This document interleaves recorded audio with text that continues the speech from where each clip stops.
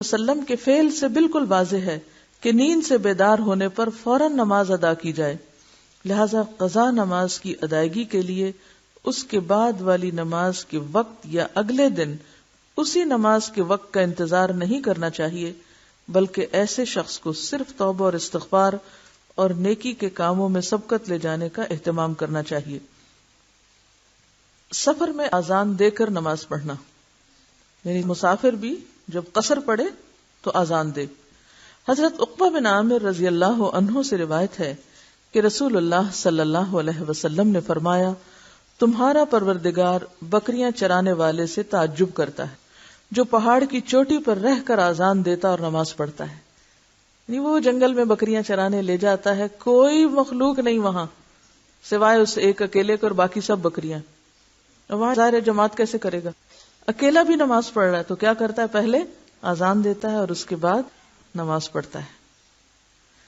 اللہ تعالیٰ فرماتا ہے، میرے بندے کو دیکھو جو نماز کے لیے اذان دیتا اور اقامت کہتا ہے اور مجھ سے ڈرتا ہے، میں نے اس کو بخش دیا اور جنت میں داخل کر دیا۔ یہ ہے اپنے رب سے ڈرنا اور اپنے رب کو پانا، اور اپنے رب کی خاطر جنگل بیابان ہو یا گھر ہو یا کہیں بھی ہو، انسان اس کی یاد میں مصروف ہو اور اس کی یاد بلند کرنے والا ہو۔ معلوم ہوا کہ کوئی شخص سفر میں ہو تو اذان دے کر اقامت کہہ کر امام کی طرح نماز پڑھے تو اس کے لیے اجر اور ثواب ہے۔ نمازیں مجبوراً فوت ہو جائیں تو کیسے پڑھیں؟ حضرت ابو سعید خدری رضی اللہ عنہ سے مروی ہے کہ ہم غزوہ احزاب میں رسول اللہ صلی اللہ علیہ وسلم کے ساتھ تھے، ہمیں کافروں نے ظہر، عصر، مغرب اور عشاء کی نمازیں پڑھنے کی مہلت نہ دی۔ کتنی قضا ہوئی؟ 4۔ ایک دن میں کوئی بھی نماز پڑھنے کی مہلت نہیں دی۔ ویسے تو آپ جانتے ہیں کہ نماز خوف بھی ہے، حالت جنگ میں اگر جنگ کے لیے فوجیں کسی جگہ پر مورچہ بند ہیں تو وہ نماز خوف پڑھتی رہیں، باری باری لوگ ادا کرتے رہیں، لیکن وہاں بھی آپ دیکھیں گے کہ جماعت کا حکم ہے۔ لیکن اگر بالکل ہی انسان ایسی پوزیشن میں ہے کہ جہاں ہوش ہی نہیں، اس کو پڑھ سکتا ہی نہیں، تو ایسی صورت میں پھر وہ کیا کرے؟ اس کی مثال بھی ہمیں سنت سے ملتی ہے۔ جب فرصت ملی تو رسول اللہ صلی اللہ علیہ وسلم نے بلال رضی اللہ عنہ کو حکم دیا، انہوں نے اقامت کہی تو آپ نے ظہر کی نماز پڑھائی، پھر انہوں نے اقامت کہی تو آپ نے عصر کی نماز پڑھائی، پھر انہوں نے اقامت کہی تو نبی صلی اللہ علیہ وسلم نے مغرب کی نماز پڑھائی، انہوں نے پھر اقامت کہی تو نبی صلی اللہ علیہ وسلم نے عشاء کی نماز پڑھائی۔ اس حدیث سے معلوم ہوا کہ اگر کسی سخت مجبوری کے باعث نمازیں فوت ہو جائیں تو انہیں بالترتیب ادا کرنا مسنون ہے، لیکن نمازیں جان بوجھ کے قضا نہیں کرنی چاہیے۔ تو دو باتیں یہاں سے پتہ چل رہی، ایک تو یہ کہ اذان ایک ہی بار ہوئی لیکن ہر نماز کے لیے اقامت الگ الگ ہوئی۔ واضح یہ بات، اذان ایک، ہر نماز کے لیے اقامت الگ الگ۔ دوسری بات کیا پتہ چلتی ہے کہ ترتیب کے ساتھ، یہ نہیں کیا کہ پہلے آپ نے فرمایا کہ اچھا عشاء کا وقت ہے پہلے عشاء پڑھ لیتے ہیں اور پھر پیچھے کو چلتے ہیں مغرب اور عصر اور ظہر، نہیں، بلکہ اول، دوم، سوم، چہارم، یعنی ترتیب کے ساتھ جو نمازوں کی عام ترتیب موجود ہے اسی طرح آپ نے نماز ادا کی۔ قضا نماز میں فرض ہی ہوتا ہے، لیکن فجر کی نماز میں سنت بھی ہے، کیونکہ آپ صلی اللہ علیہ وسلم نے فجر کی نماز کی سنت نہ سفر میں چھوڑی اور نہ گھر میں۔ لیکن اس کے علاوہ وتر کی قضا ہے لیکن باقی سنتوں کی نہیں۔ آپ صلی اللہ علیہ وسلم نے ایک موقع پر وفد عبد القیس کی آمد پر جب آپ کی سنت رہ گئی تھی ظہر کی، تو آپ نے اسے کب پڑھا تھا؟ عصر کے بعد۔ آپ کو دیکھ کر کسی اور نے پوچھا تھا کہ کیا ہم بھی سنت کی قضا پڑھا کریں، تو آپ نے فرمایا نہیں۔ ٹھیک ہے، تو اس سے کیا پتہ چلتا ہے کہ باقی نمازوں میں سنت کی قضا نہیں ہے، لیکن فجر کی نماز میں چونکہ آپ نے خود بھی پڑھی اور سب کو بھی پڑھائی۔ ایک طریقہ یہ بھی ہوتا ہے کہ بعض اوقات احادیث میں آپ دیکھیں گے کہ ایک کام آپ صلی اللہ علیہ وسلم نے خود کیا اور دوسروں کو بھی حکم دیا، بعض جگہ پر آپ نے دوسروں کو ایک بات کرنے کا کہا اور خود دوسرا کام کیا، جیسے صوم وصال آپ خود رکھتے تھے لیکن دوسروں کو منع کرتے تھے۔ تو ایسے میں جب آپ کے حکم اور آپ کے عمل میں فرق ہو تو پھر ہمیں حکم لینا ہوتا ہے اور عمل آپ کے لیے خاص ہوتا ہے۔ ایک کتاب ہے الفقہ علی مذاہب الاربع، چاروں مذہبوں کی فقہ، تو اس میں پھر سب کے دلائل دیے ہوئے ہوتے ہیں کہ فلاں کے نزدیک یہ بات ایسے اور اس کی دلیل یہ، فلاں کے نزدیک ایسے اور اس کی دلیل یہ ہے۔ تو اگر آپ حوصلہ رکھتے ہوں تو مزید معلومات کے لیے بھی آگے جا سکتے ہیں۔ لیکن اب آپ دیکھیں کہ یہ جو مسائل میں آپ کو پڑھا رہی ہوں، ایسا نہیں ہے کہ آپ کو پتہ نہیں ہے، میرا حسن ظن ہے کہ یہ سب باتیں آپ کو پتہ ہے، لیکن وَلَٰكِن لِيَطْمَئِنَّ قَلْبِي دلائل کے لیے پڑھا رہی ہوں. یہ کتاب جو میں نے سلیکٹ کی تھی تو صرف اس لیے کہ اس میں جو بات کہی گئی ہے وہ دلیل کے ساتھ ہے. نمبر 2، دلیل جو دی گئی ہے اس کی بھی پھر نیچے تخریج کی گئی ہے احادیث کی، یہ صحیح ہے یا حسن ہے یا ضعیف ہے یا کس نے اس کو کیا کہا ہے، اور اس کے مقابلے میں جو دوسری حدیث پیش کی جاتی ہے اس کا مقام اور درجہ کیا ہے. تو بات یہ ہے کہ یہ جتنی بھی باتیں ہیں ان سب باتوں کی دلیل کیا ہے، ایسا کیوں کریں اور کیوں نہ کریں، وہ نیچے لکھا ہوا ہے، آپ یہ حاشیے خود بھی پڑھا کریں. اوکے. سوال ہے وقت جواز اور مکروہ وقت میں کیا فرق ہے اثر کے. وقت جواز ہے سورج کی روشنی زرد ہونے تک. مراد اس سے کیا ہے کہ اس وقت تک نماز پڑھنا جائز ہے، پسندیدہ ہے، درست ہے، لیکن جب سورج زرد ہو جائے تو اس وقت سے لے کے مغرب تک کیا ہوگا، مکروہ وقت ہو گیا. باقی نمازوں میں بھی اختتام کا وقت ہوتا ہے، جیسے فجر بالکل سورج نکلنے والا ہے تو اس سے کچھ دیر پہلے جب بالکل روشن ہو جائے آسمان تو جائز تو ہے لیکن پسندیدہ نہیں ہے، یعنی درست تو ہے لیکن وہ جواز اور مکروہ جو ہے وہ ایک دوسرے کے اندر مل جائے گا بالکل آخری وقت میں. افضل وقت اندھیرے میں ہے. کسی نے لکھا کہ کیا عصر کے بعد سجدے تلاوت کر سکتے ہیں؟ آپ بتائیے. کیوں؟ دلیل؟ کسی سبب یا عذر سے جب تک سورج بالکل ہی غروب نہ ہو رہا اور ڈوب نہ رہا ہو تو ایسا کیا جا سکتا ہے. سوال ہے اگر فجر کی نماز کی اذان ہو جائے تو اس کے بعد نفل وضو یا حاجت کے نفل پڑھے جا سکتے ہیں فجر کی نماز سے پہلے؟ نہیں. کیوں؟ دلیل؟ سوائے فجر کی سنتوں کے اور کوئی نماز اس وقت نہیں ہوتی. ٹھیک ہے.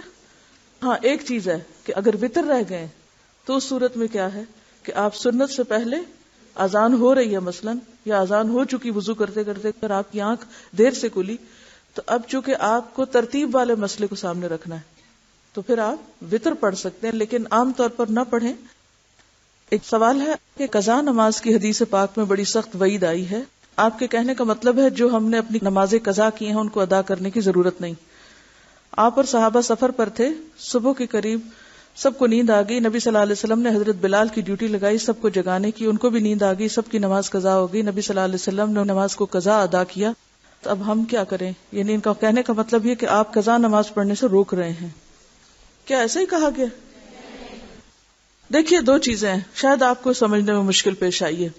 دو باتیں ہوئی ہیں، ایک ہے لفظ فوائد جو کس کی جمع ہے، جو فوت سے نکلا ہے، اور ایک ہے متروکات جو متروک سے نکلا ہے. فوائد، فوت کا کیا مطلب ہے؟ نماز فوت ہو گئی، نماز وقت کے اندر نہیں پڑھی آپ نے، فوت ہو گئی آپ کی نماز، آپ سوتے رہ گئے، آپ کو یاد نہ رہی، آپ بھول گئے، یہ کیا ہے؟ فوت ہو گئی. اس کا حکم کیا ہے؟ حکم ہے نا، حدیث میں دلیل بھی موجود ہے، اور یہ جو حضرت بلال والی دلیل ہے یہ فوت شدہ نماز کے لیے ہے.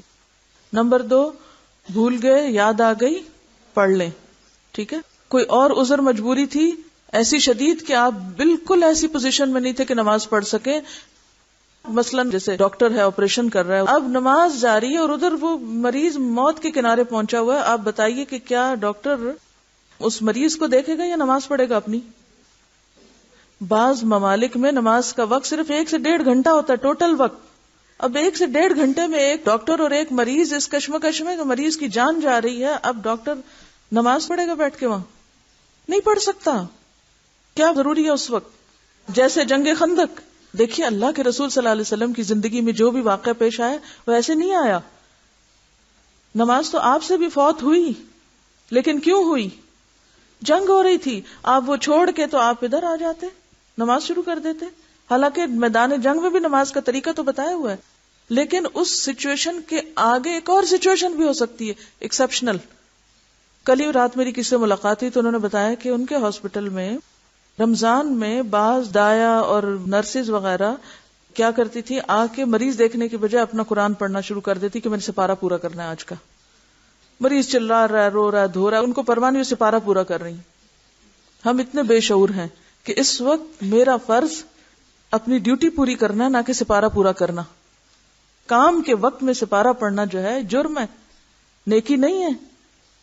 کہ ایک دکھی انسان کو چھوڑ کر ایک ضرورت مند کو چھوڑ کر آپ سپارہ پڑھ رہے ہیں، نوعیت فرق ہے نا. اچھا اب آپ دیکھیے آج کے دور میں بھی ایسی صورتحال ایکسیپشنل پیش آ سکتی ہے. آپ کو پتا ہے کہ کئی آپریشن 8-8 گھنٹے کے ہوتے ہیں، سنا ہوا آپ نے؟ اب آپ کا کیا خیال ہے کہ 8 گھنٹے کے آپریشن میں اگر 2 دفعہ نمازوں کا وقت آ گیا تو ڈاکٹر کیا کرے گا؟ مریض کا خون بہتا چھوڑ دے، 2 ٹانکے لگا کے اٹھ جائے اور باقی پھر نماز پڑھے اپنی؟ پڑھے گا؟ نہیں پڑھ سکتا، کیونکہ جان بچانا فرض ہے اس کے لیے. ایسی صورت میں اب آپ کہیں کہ نہیں، وہ کہتی ہیں بے شک ڈاکٹرز نماز نہ پڑھا کریں. یہ نہیں ہے مقصد اس بات کا. ایکسیپشنل، آپ کو پہلے بھی میں نے ایک اصول دیا تھا، ایک ہے آئیڈیل سچویشن نارمل اور ایک ہے ایکسیپشنل. ایکسیپشنل صورت کے لیے مسئلہ بھی ایکسیپشنل پھر ہوگا. دوسرا لفظ ہے متروک، جو فوت نہیں ہے متروک ہے. متروک کس کو کہتے ہیں؟ چھوڑ دی گئی، جان بوجھ کے چھوڑ دی گئی. 1 نہیں 2 نہیں 10 نہیں 20 نہیں، سالوں سال، 20 سال کسی نے نہیں پڑھی. اور لٹرلی ایسے کیس موجود ہیں جو ہمارے پاس آئے. ہماری ایک اسٹوڈنٹ تھی تو ان کے سسر نے ساری زندگی نماز نہیں پڑھی، لیکن جائیداد کروڑوں کی چھوڑی، کیونکہ اب ان کو پیسے کمانے میں ظاہر ہے کہ وقت نہیں ہے، آپ نے نماز نہیں پڑھی. اب اولاد اللہ کے فضل سے دین کی طرف آئی تو انہوں نے پریشانی کا اظہار کیا کہ اب وہ فوت ہو گئے ہیں، اب کیا کریں. کسی کے پاس فتویٰ لینے کے لیے گئے کہ آپ ہمیں بتائیں. انہوں نے جو ان کی چھوڑی نمازوں کا فدیہ بتایا وہ بل کروڑوں میں تھا، کہ یہ آپ ان کے حصے کے جمع کرا دیں مدرسے میں تو وہ معافی ہو جائے گی ان کی. یہ فتویٰ بھی میرے پاس موجود ہے، لکھی ہوئی شہادت بھی موجود ہے. اب آپ مجھے یہ بتائیے کہ یہ کس قسم کا دین ہے؟ اس کے پیچھے کیا محرک ہے؟ ان کثیرا من الاحبار والرہبان لیأکلون اموال الناس بالباطل. بہت سے احبار اور رہبان لوگوں کے مال باطل طریقے سے کھاتے ہیں. نماز کا کفارہ نماز ہے، نماز کا کفارہ مال نہیں ہے. کوئی ایک قرآن کی آیت یا حدیث نہیں ہے کہیں کہ اب جائیداد تقسیم ہونے کا وقت ہے، اولاد کو اس سے محروم کر کے اور پیسے سارے مدرسے میں دے دیے جائیں، اور اگر کوئی اس سے روکے تو وہ گمراہ قرار پائے. تو ہمیں پھر اصل کی طرف دیکھنا ہے. متروک اور فوت شدہ نماز میں فرق ہے، دونوں کا کفارہ بھی فرق ہے.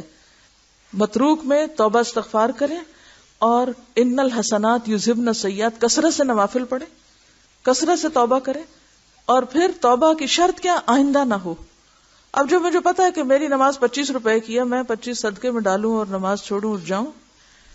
وآخر دعوانا ان الحمد للہ رب العالمین.